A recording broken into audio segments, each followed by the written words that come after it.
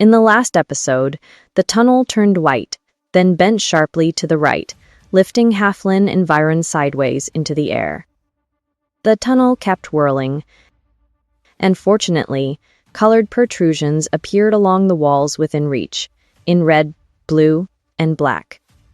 As the tunnel hurled them forward, Viron's voice cut through the chaos. "Don't touch the stones, especially when they turn blue." Behind them, a guard gave chase. Unaware of the danger, he stepped on a blue stone.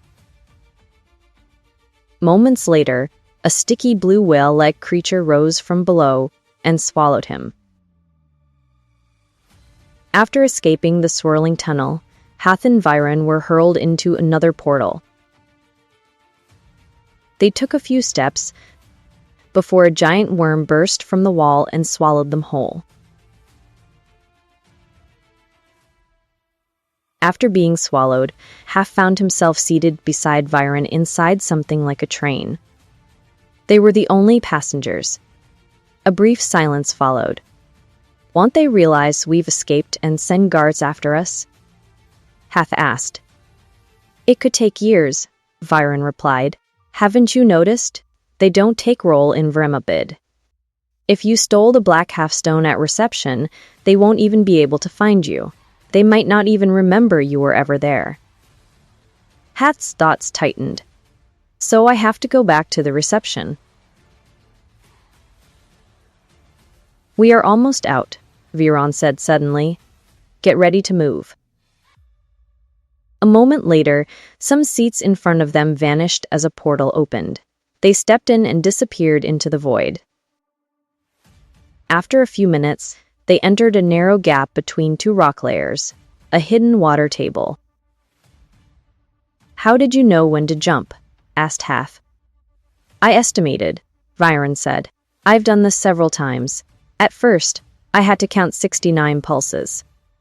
Despite no visible source, the space glowed with light. The water was crystal clear, filled only with smooth stones. Hath stopped momentarily and asked, "I am thirsty. Can I drink this?" "You shouldn't," Viron warned, handing him a small bottle. "It's poisonous, but you can take some as a memento."